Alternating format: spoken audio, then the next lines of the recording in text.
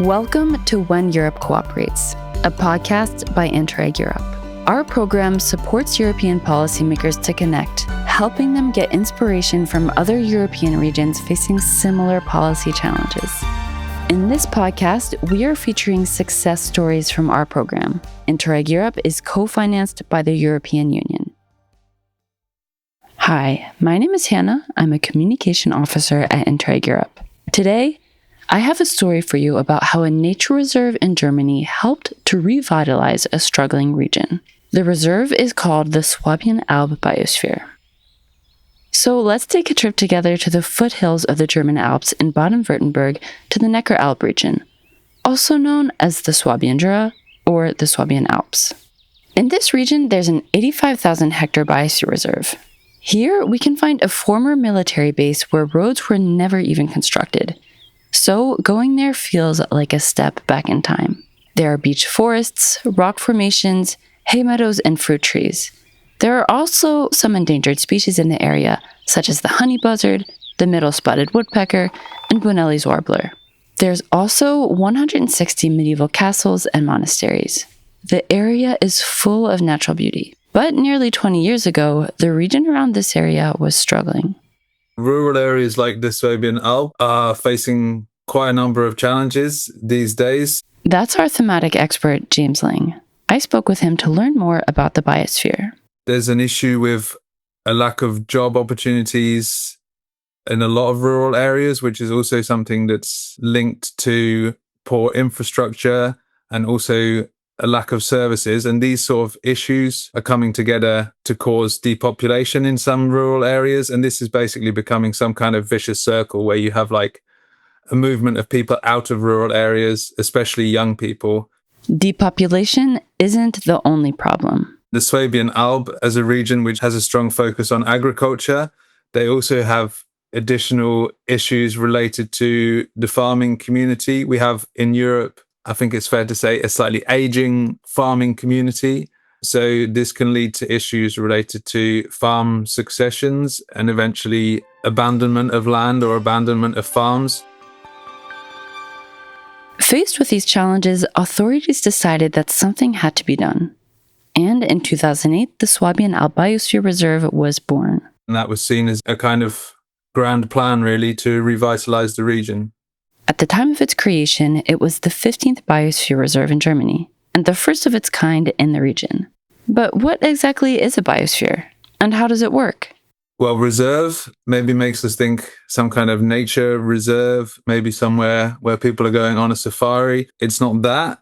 Biosphere reserves focus on the interaction and the balance between the natural world and the human world. I kind of imagine them as a little planet of themselves, where people are seeking solutions to live well within the planetary boundaries in harmony with nature.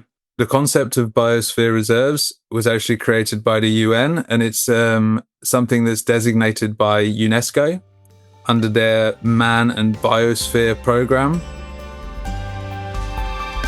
Each reserve has three main zones that they call them. The so-called core area is a strictly protected natural zone that's at the center of the reserve.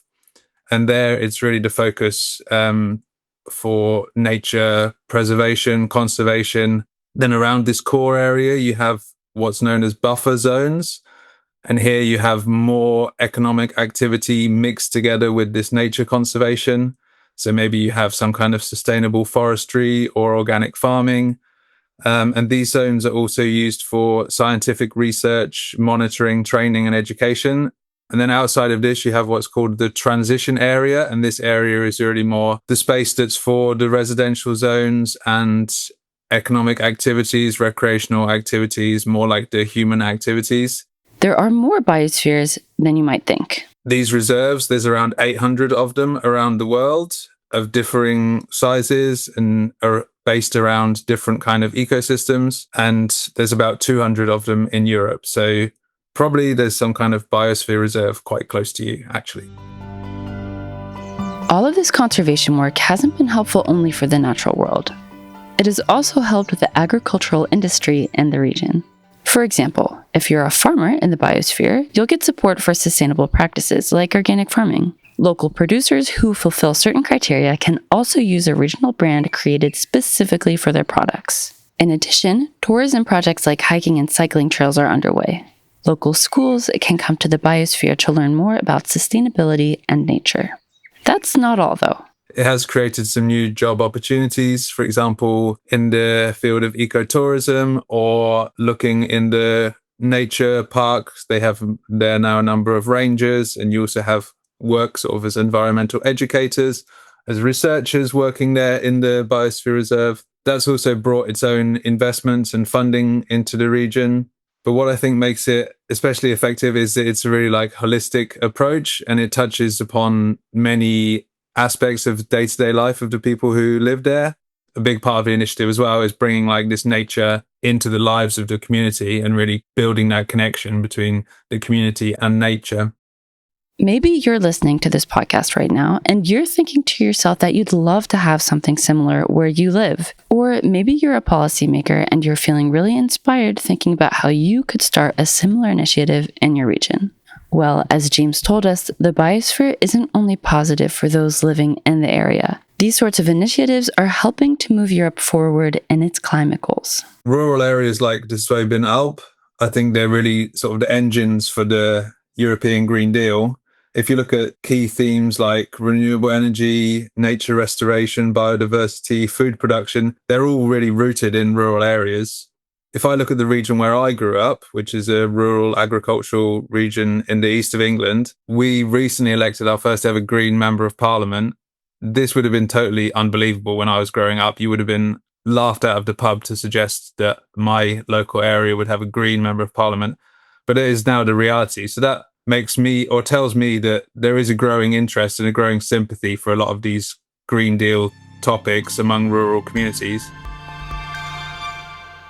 But perhaps what we're lacking in my region, and I can imagine also in other regions, is a framework for action. But this Biosphere Reserve concept can provide this kind of long-term framework for collaboration, which is still guided by the local community, but can maybe be a vehicle for more ambitious projects, bringing more funding into the region. And in the end, I think this kind of framework or this kind of narrative really appeals to some of our most basic needs, really, as a human, that you're part of a community, that you have a kind of mission statement. There's some meaning attached to life like that. Thank you to our Down to Earth project, which identified this good practice. This project is dedicated to tackling the challenges of depopulation and improving sustainable development and disaster risk resilience across Europe.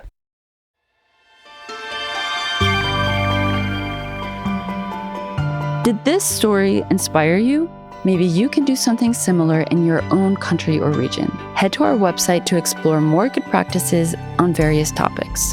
Do you have an inspiring story to share about your region? Drop us a line and suggest the topic for the next episode. Interreg Europe is here to help you find new ideas on how to solve your region's policy challenges.